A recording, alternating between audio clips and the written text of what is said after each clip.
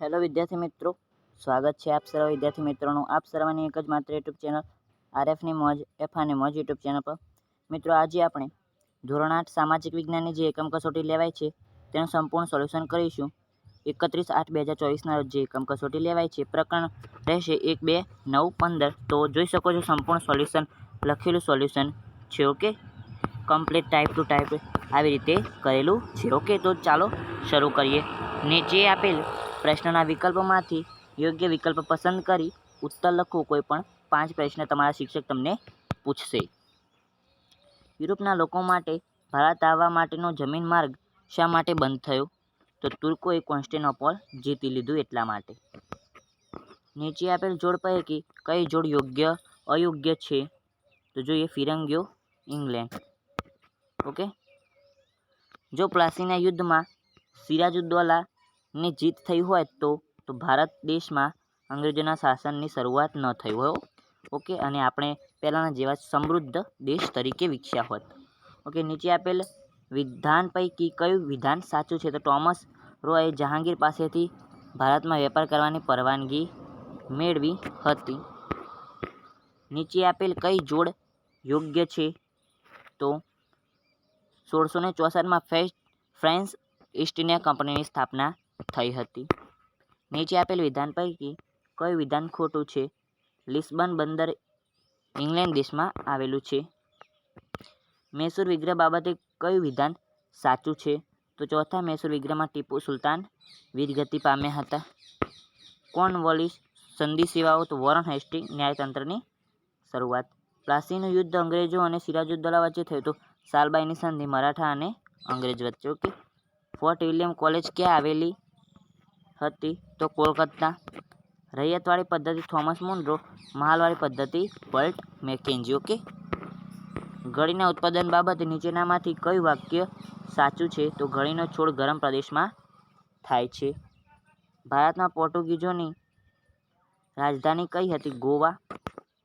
Okay, કયું European પ્રજા સાગરના સ્વામી તરીકે ઓળખાતી? તો પોર્ટુગીઝ.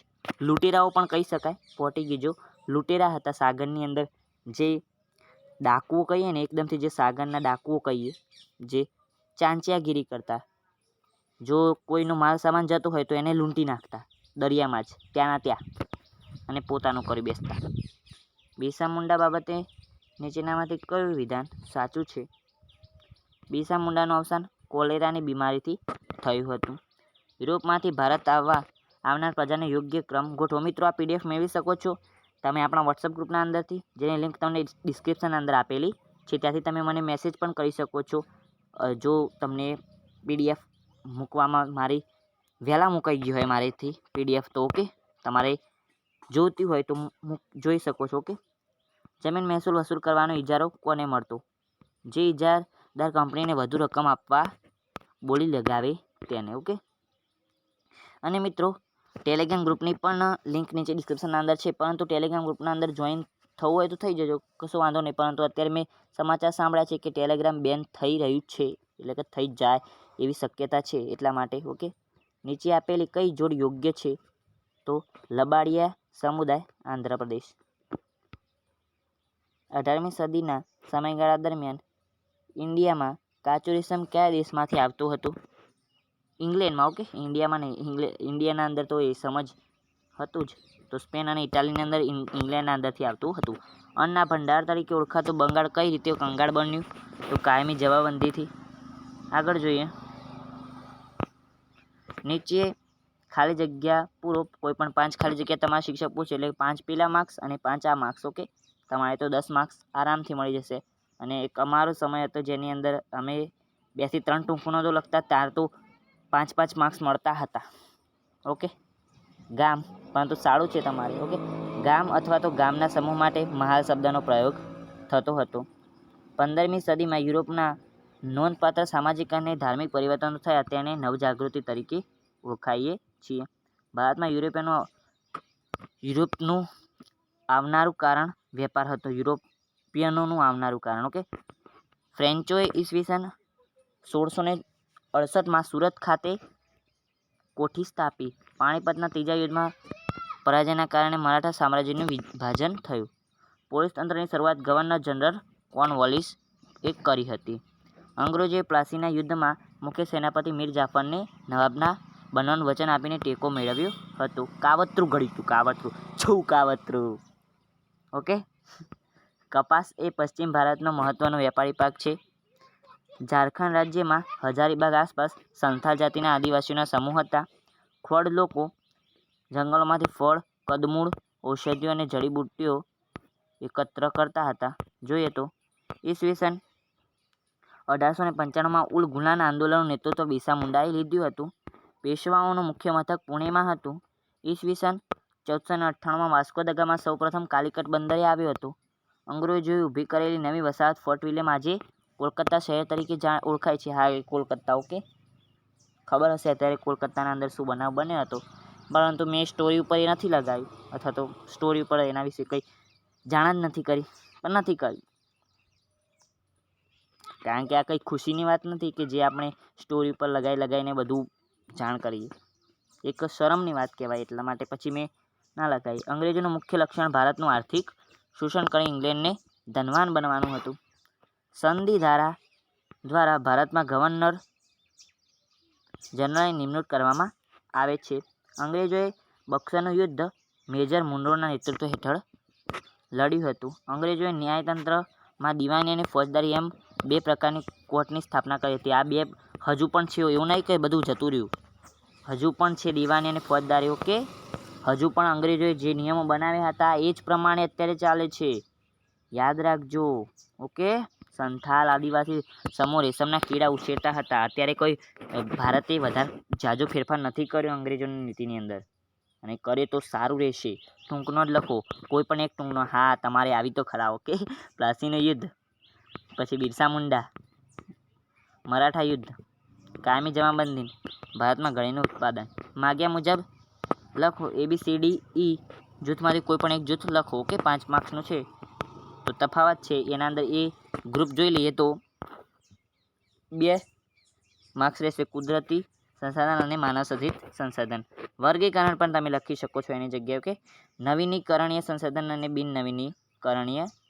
સૂર્યપ્રકાશ એ નવીનીકરણીય સંસાધન, ખનિજ તેલ એ બિન નવીનીકરણીય સંસાધન. ઓકે, જંગલો એ નવીનીકરણીય, માટે ઉગી જાય, પરંતુ આપણે અંદર કંઈ દખલ અંદાજી ન કરીએ તો. પરમાણુ ખનિજ એ પણ બિન નવીનીકરણ. ઓકે, અર્થ સમજાવો. એકલ કે દુર્લભ સંસાધન. આગળ તફાવત આપો. પુનઃ પ્રાપ્ય સંસાધન અને પુનઃ અપ્રાપ્ય સંસાધન. વર્ગીકરણ કરો.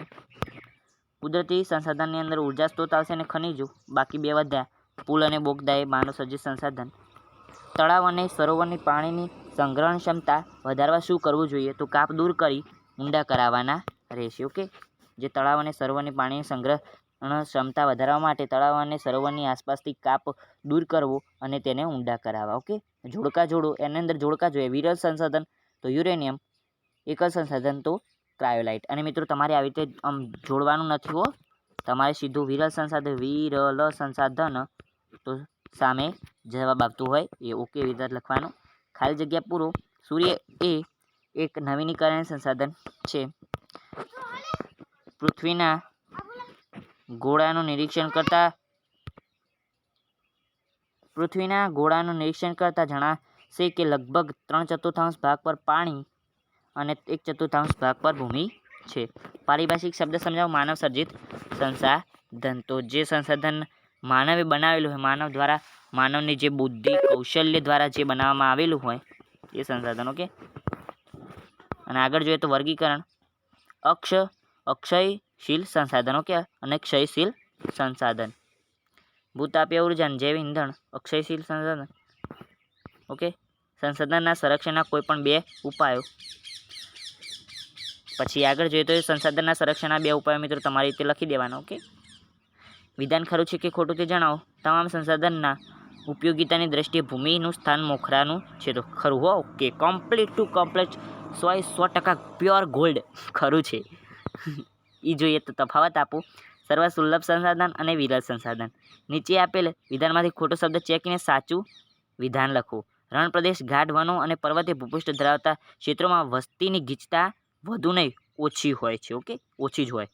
જવાબના અંદર ઓછી આવશે, વધુ ચેકી દેવાનું. પરિસર તંત્રમાં દરેક નાના મોટા સજીવની અન્ય ભૂમિકા હોય છે, અલગ અલગ નહીં. ઓકે. આગળ રાસાયણિક ખાતરનો વપરાશ લાંબા ગાળે જમીનની ફળદ્રુપતા ઘટાડે છે. આગળ જોઈએ તો નીચેના પ્રશ્નોના એક વાક્યમાં જવાબ આપો. કોઈ પણ 5. બંધારણ એટલે દેશનો વહીવટ ચલાવવા માટે બનાવવામાં આવેલ નિયમોના વ્યવસ્થિત સુસંગ્રહને બંધારણ કહે છે. બંધારણ સભામાં કુલ કેટલા સભ્યો હોય છે? તો 389. બંધારણ સભાના કોઈ પણ 2 સભ્યોના નામ જણાવો. તો સરોજિની નાયડુ અને શ્યામપ્રસાદ મુખર્જી. ઓકે.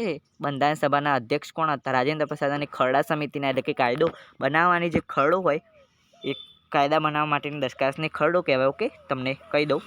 અને એ સમિતિના કહીએ ને તો અધ્યક્ષ હતા doctor Bhimrao Ambedkar. Okay, doctor Baba Saheb Ambedkar એ પણ આપણે કહીએ છીએ. બંધારણ ઘડતા કુલ કેટલા સમય લાગ્યો હતો? તો 2 વર્ષ 11 માસ અને 18 દિવસ લાગ્યા હતા. એમને નથી આપણું બંધારણ ઘડાઈ ગયું. ભારતમાં કઈ તારીખે બંધારણ દિવસની ઉજવણી કરવામાં આવે છે? 26 નવેમ્બર બંધારણ દિવસની ઉજવણી કરવામાં આવે છે. કે 26 જાન્યુઆરી નહીં લખતા, નવેમ્બર. ઓકે. વિશ્વનું સૌથી મોટું લિખિત બંધારણ કયા? ભારતનું. ઓકે. લોકશાહી એટલે લોકોનું, લોકો માટે અને લોકો દ્વારા ચાલતું શાસન. બિન સાંપ્રદાયિકતા એટલે કોઈ ધર્મને ફોલો ન કરવો. ઓકે. ધર્મની બાબતમાં તટસ્થ રહેવું. એ તમારી રીતે તમે લખી શકો છો. એ તો તમને ખબર તો હોય. પ્રજાસત્તાક રાષ્ટ્ર એટલે શું એ પણ તમને ખબર હોય, પ્રજાસત્તાક રાષ્ટ્ર વિશે. ઓકે, એટલે મેં નથી લખ્યું. અને થોડી વ્યાખ્યા લખીએ તો બહુ મોટું થાય એવું છે, એટલા માટે નથી લખ્યું. સંઘ રાજ્ય એટલે જુદા જુદા રાજ્યોનો બનેલો સંઘ, એને સંઘ રાજ્ય કહેવાય. ઓકે. ભારતનું બંધારણ કઈ તારીખે ઘડાઈને તારીખે તૈયાર થઈ ગયું હતું? તો 26 નવેમ્બર 1949. કયા હકને બંધારણના આત્મા તરીકે ઓળખવામાં આવે છે? તો બંધારણ ઇલાજનો હક. ભારતના નાગરિકને કુલ કેટલી મૂળભૂત ફરજો છે? તો 11. ભારતના નાગરિકને કુલ 2 મૂળભૂત ફરજો વિશે લખાવો. બંધારણ ઘડતરની પ્રક્રિયા માટે વિવિધ વિષયોની કુલ કેટલી સમિતિઓની રચના કરવામાં આવી હતી? 23. બંધારણના ઘડવૈયા તરીકે કોને ઓળખવામાં